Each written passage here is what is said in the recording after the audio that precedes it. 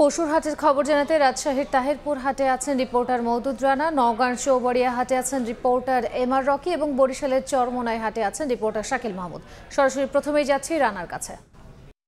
জমজমাট পশুর বাজার, ক্রেতারা ঘুরে ঘুরে গরু দেখছেন এবং তাদের পছন্দসই হলে, দামের মধ্যে হলে সেটি তারা কিনে নিয়ে ফিরছেন।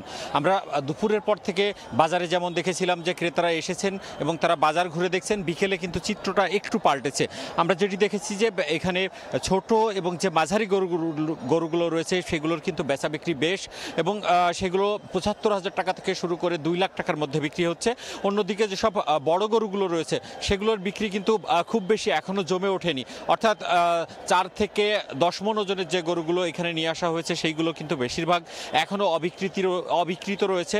এখানকার যারা ক্রেতা রয়েছেন তারা বলছেন যে যেহেতু বড় গরুগুলোর কোরবানি দেওয়ার জন্য বাজেট খুব বেশি দরকার, সে কারণেই সাধারণ যারা ক্রেতারা রয়েছেন তারা ছোট এবং মাঝারি গরু খুঁজছেন, এবং যার ফলে বিকেলের পর থেকেই কিন্তু এখানে যে ছোট এবং মাঝারি গরু সেই গরুগুলোর বেচা বিক্রি বেশ জমে উঠেছে।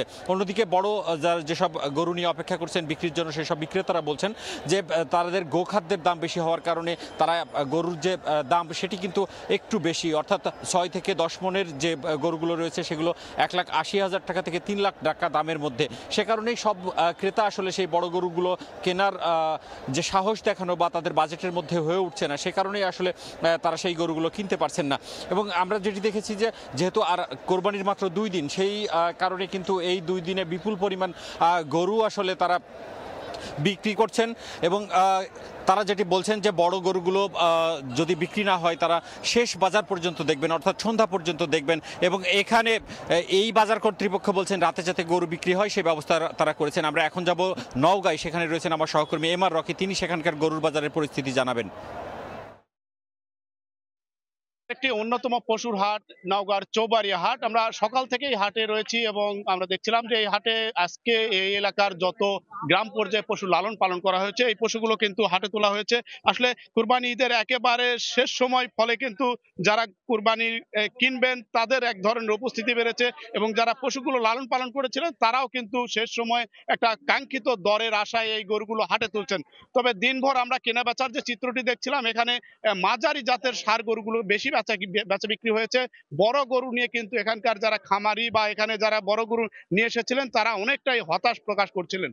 এই হাটে আরেকটি বিষয় দেখছিলাম, হাটগুলোতে দূরের অনেক ব্যাপারী এসেছেন, স্থানীয় যে ব্যাপারী তাদের দিক থেকে গরুগুলো কেনা বেচা আর বেশিরভাগ চিত্র। তবে এই মুহূর্তে অসংখ্য গরু রয়েছে, অসংখ্য ক্রেতা কিন্তু এখন দর কষাকষির মাধ্যমে একটা কাঙ্ক্ষিত পশু কেনার জন্য একটা চেষ্টা করছেন। তবে দরের জায়গাটা যদি বলি, এখানকার যারা খামারি তারা বলছেন বিগত বছরগুলোর চেয়ে এবার কিন্তু গরু অনেক কম দরে তাদের বিক্রি করতে হচ্ছে। অন্যদিকে ক্রেতার দিক থেকে ভিন্ন কথা আসছে, তারপরও এবার গোখাদ্যের দর বেশি এমন কথা তাদের দিক থেকে খামারিরা বলছেন।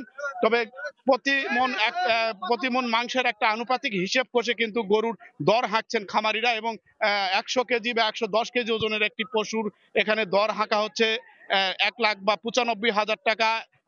১৩০ বা ৩৫ কেজি ওজনের একটি পশুর দর হাঁকা হচ্ছে ১,৩০,০০০ থেকে ৩৫,০০০ টাকা। আসলে দর হাঁকাহাকির একটু পরস্পর বিরোধী কিন্তু কথা রয়েছে, তারপরে কিন্তু পর্যাপ্ত পশুর সরবরাহ নওগাঁর এই হাটগুলোতে এই মুহূর্তে বিরাজ করছে। এখনো সময় রয়েছে, অনেকেই দর কষাকষি করে কিন্তু এই গরুগুলো কেনার চেষ্টা করছেন। তবে বেশিরভাগ গরু এই মুহূর্তে কিন্তু অবিকৃত রয়েছে, এমন চিত্র কিন্তু এই চৌবাড়িয়া হাটে। আমরা গরুর আরো খবর জানবো, বরিশালে রয়েছেন শাকিল মাহমুদ, জানাবেন সেখানকার গরু বেচা কেনার খবর।